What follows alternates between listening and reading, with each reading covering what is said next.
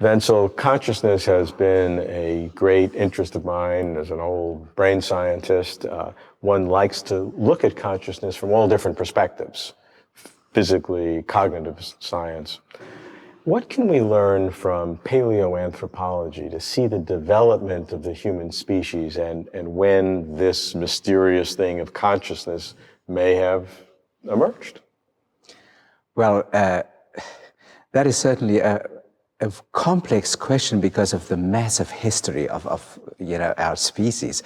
Paleoanthropologists differ a lot about exact points of identification of what we might call proto-consciousness or consciousness. But I think what is really important is that by 100,000 years ago, roughly, when anatomically modern humans like us were around, it was clear that they were very close to what we would call consciousness.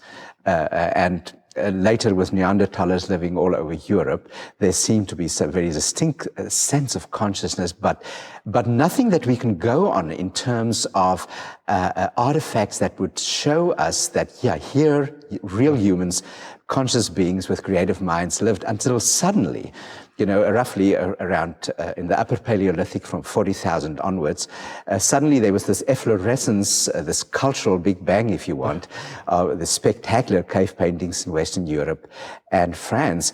And that is really, for paleoanthropologists, in addition to looking at fossils and the long history of implements and weapons and so on, that is really the only entrance. This is the threshold that gives us a direct access to the kinds of minds that we have, and that is found in these spectacular cave paintings. What are some of those paintings, and what can we learn from them? Well, first of all, there are more than in Western Europe, at least when I wrote the book 4 years ago, there were more than 330 of these caves. And the deep art where people went with torches and some kind of light deep into the nether world of these paintings or caves and painted truly remarkable paintings. Paintings that were very ethereal and symbolic, of animals mostly, very rarely of humans, very rarely in any realistic sense, but animals of the time painted in very dark passages in very interesting ways that suggest also some symbolic interpretations. So do you see the emergence of a broader way of thinking because these paintings are not literalist, that they are imbued with some mystical aspects? Well, and again, in the 100 years of the discipline of paleoanthropology, there's just been so many interpretations of what these paintings could possibly mean. We could fill hours just with that. So there are no big theories anymore. People are very averse to saying they are typical of hunter-gatherers, or they are magic, or they are this, or they are that. But I think what is certainly clear is that these paintings were meant to be expressive of the kind of world that these ancestors of ours lived in and how they came to terms with that world. We have no idea what the stories were, but we sense some mythology, we sense some kind of worldview, some kind of way of dealing with what meaning of life could be, and except that we don't know what that was because there's nothing left of that. But there are also some very interesting symbolic artifacts. There are abstract signs, there are dots, there are remarkable paintings of humans turning into animals, and those lead to very interesting speculations of what this imaginative thing could have been and why they painted it. So let's take this trend forward and look at the development of proto-religion and religious beliefs and the symbolism associated with that. What can we say about the origin of religious beliefs as it affects the essence of what it means to be conscious? Well, there are arguments in paleoanthropology and also some neuroscientists and in history of religion that argue very strongly for the fact that prehistoric forms of shamanism may be seen as some of the first forms of religion. What is interesting about that is that we still have Stone Age cultures, and we have shamanisms all over the world, and had a lot of that. I can talk more about South African forms of that and how that has become helpful for understanding what happened in the deep prehistoric past of our own history. What is argued in some of these shamanistic interpretations of the evolution of consciousness is that not only is there a spectrum of consciousness as we go from wakeful states to hypnagogic sleep states to dreaming states, but that there is an altered state of consciousness, that there is an altered track of getting into visionary, hallucinatory states. And this is being perceived as clearly a way that we're wired for ecstatic experiences. And because of what some paleoanthropologists have discovered with the San cultures in South Africa that are still around, that are still painting and are still shamanistic, and in the way that they experience the consciousness of these first religions. This is being retrospectively used to look back at some of these very mysterious symbolic paintings in the caves that give some clear sense that people might have come into the caves and have, through the paintings, relived their ecstatic experiences. What then can we learn about the essence of consciousness by seeing the development of religious beliefs, religious rituals? So I would find it very difficult to believe, that if we go back in history, right to prehistory as a fascinating threshold for the evolution of the symboling mind of us humans, very difficult to believe that this kind of spiritual, imaginative, creative dimension of what it means to be human only happened later. And I've been so convinced by the idea once you flip that light switch, everything is potentially symbolic. Now, it is important for me to say here that when I find an hypothesis like the shamanistic hypothesis, as proposed by some scholars, David Lewis Williams and Jean Claude, when I find that plausible, it is not to say that I think this is an ultimate explanatory hypothesis for what these very old paintings were about.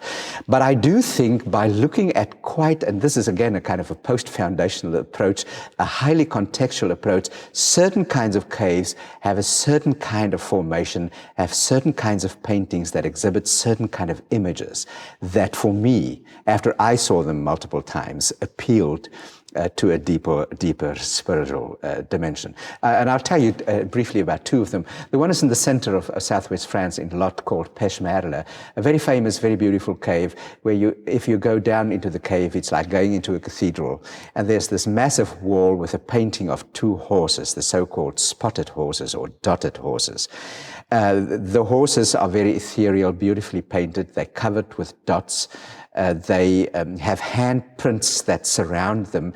These handprints are universal. You find them all over the world. And there's a long history of speculation of what they could have meant. Within a shamanistic explanation, these cave walls become, the veil to the supernatural. So you have these strange handprints of people lying prostrate on the floor, trying to touch these strange mythical kinds of horses. Now that is not a literalist painting. It's not a painting that was painted to be nice or beautiful.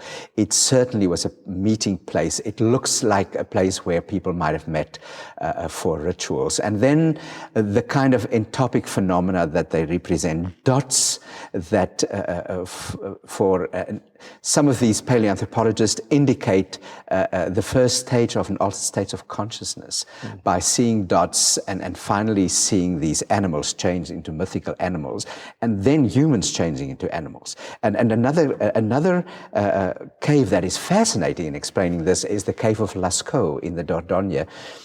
Deep in the cave, which is now not accessible anymore to visitors, there is the famous wounded man. It's a bison that has been fatally wounded that storms and this ithyphalic man is lying there on its back. And what you see is this, I asked this Jean-Claude, I said, why is this man lying on his back? And he says, no, he's most probably falling back in a trance. And I said, how could you possibly know this? And he said, well, just look what you see. You have here a man that is changing into a bird. The hands are already bird-like claws. The feet are bird-like claws. The head has just changed into a bird-like shape. The only thing that's really very male is the body with a very prominent erection. So that, for paleoanthropologists and for neuroscientists, are clearly indicative of altered states of consciousness, of shamanistic figures that change into animals, the animals they worship as they go into altered states of consciousness and experience these ecstatic moments. So, and there are also a few figurines that were discovered in Germany, in Hohlefels, of two very famous ones, tiny, that has, the top is a lion and the bottom half is a man.